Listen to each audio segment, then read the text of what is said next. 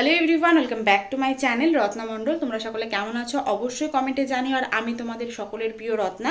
তো আজকের ভিডিওটা স্টার্ট করছি একদম রাত থেকে। আর অনেক দিন পর বলতে পারো ভিডিও শ্যুট করছি। কিছুদিন এত ভিডিও শ্যুট হয়েছে, ঠিকঠাক আপলোড দেওয়া হচ্ছে না, যে কারণে সেইভাবে ভিডিও করা হচ্ছে না। মানে ভিডিওর পরে পুরোপুরি ল্যাদ খেয়ে গেছি বলতে পারো। তো অনেকদিন ভিডিও করতে পারছি না, মানে ইচ্ছাই করছে না ভিডিও করার। বাট তারপরেও থেমে থাকলে হবে না, ভিডিও তো তোমাদের সঙ্গে শেয়ার করতেই হবে। আমি এখন রেডি হয়ে নিয়েছি, কারণ আজকে আমি যাচ্ছি পুজো বাড়িতে। তো কোন পুজো বাড়িতে যাচ্ছি, কি কি করছি না করছি সবটাই থাকছে ভিডিওতে। তো ভিডিওটা একদম স্কিপ করা যাবে না, পুরো প্রথম থেকে লাস্ট অবধি কিন্তু দেখতে হবে। তো চলো বেরোবো, আর আমাকে কেমন লাগছে অবশ্যই কমেন্টে জানিও। তো আর বেশি বকবক না করে বেরোই, কারণ অনেকটা লেট করে ফেলেছি। 9:30 বাজে, এত রাত্রে যাচ্ছি পুজো বাড়ি। এরপরে যদি কোনো খাবার দাবার না পাই হয়ে যাবে আর এক কেলোর কীর্তি।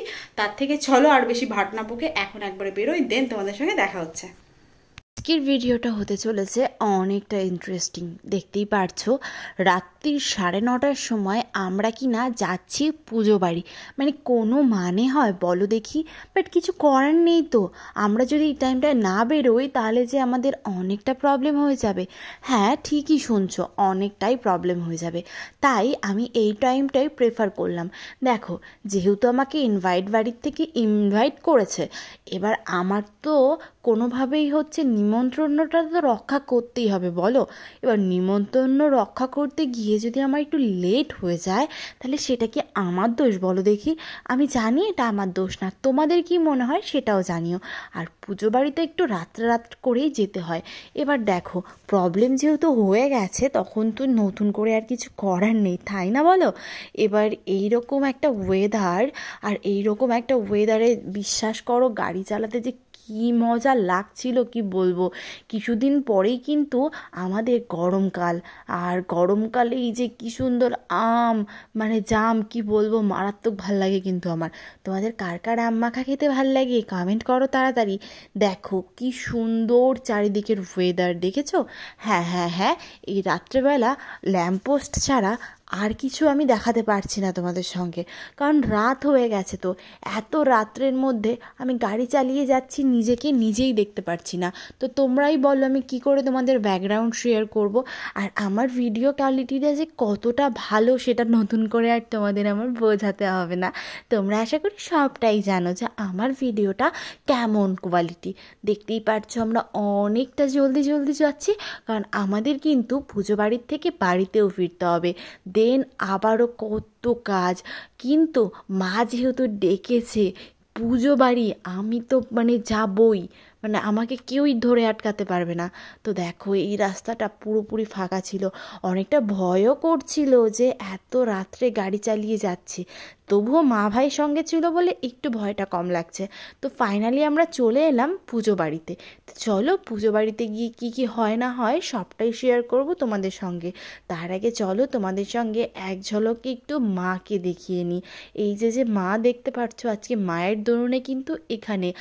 আর আমরা কিন্তু হিন্দু সনাতনী ধর্মী, আর আমাদের এই ধর্মে কিন্তু প্রত্যেকটা ঠাকুরকে পুরো দেবীর মতো, মানে প্রত্যেকটা ঠাকুরকে যে কতটা ভালো করে পুজো করা হয় সেটা তো তোমরা জানো।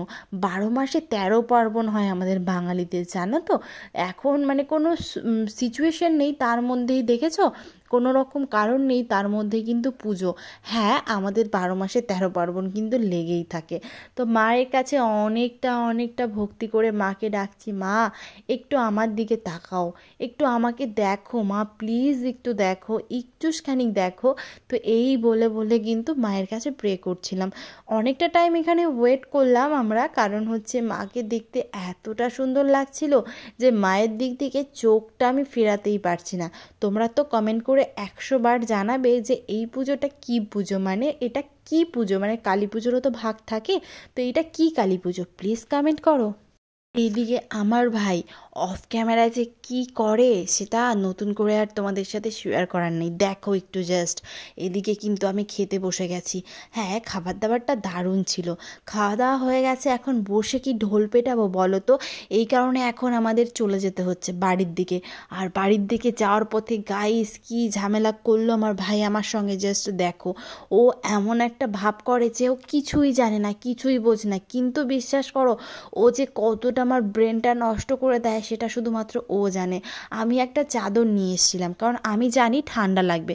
সেই চাদরটা নিয়ে কীরকম কাড়াকাড়ি করছে লোকজনের মধ্যে, সেটা একটুখানি দেখো। দেখতেই পারছো পুরোপুরি রাস্তা অন্ধকার।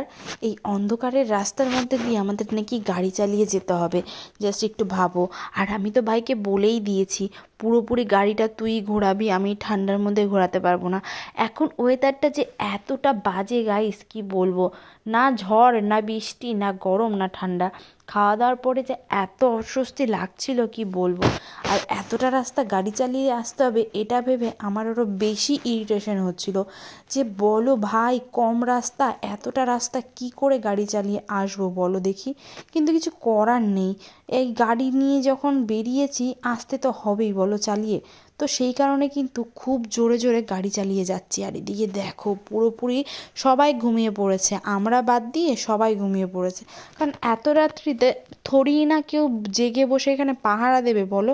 তাই আমরাও এখন বাড়ি চলে যাচ্ছি। চারিদিকের এত সুন্দর একটা মনোরম পরিবেশ দেখতে দেখতে আমাদের কিন্তু এখন বাড়ি যাওয়ার পালা। আর তোমাদের আমার এই সুন্দর সুন্দর পুজোর ব্লগগুলো কেমন লাগে কমেন্ট করে জানিও তো।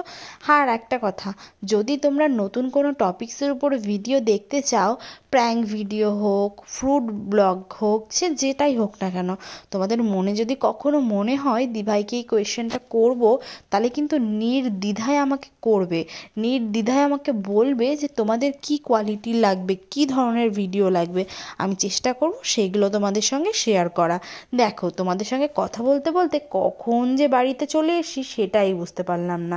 আর এইদিকে তো বাড়িতে আসার পর ভাই গাড়িটা ঢুকিয়ে দিল, বিশ্বাস করো শান্তি, মানে পুরোপুরি শান্তি লাগলো আর কি। যাই এখন ঘরের দিকে। আর এদিকে তো মা অলরেডি তালা খোলা শুরু করে দিয়েছে, কারণ এখন আমরা ঘরে যাব। তো ভিডিওটা কেমন লাগলো ঝটাপট করে কমেন্ট করে জানাও, আর লাইক কমেন্ট শেয়ার করে দাও।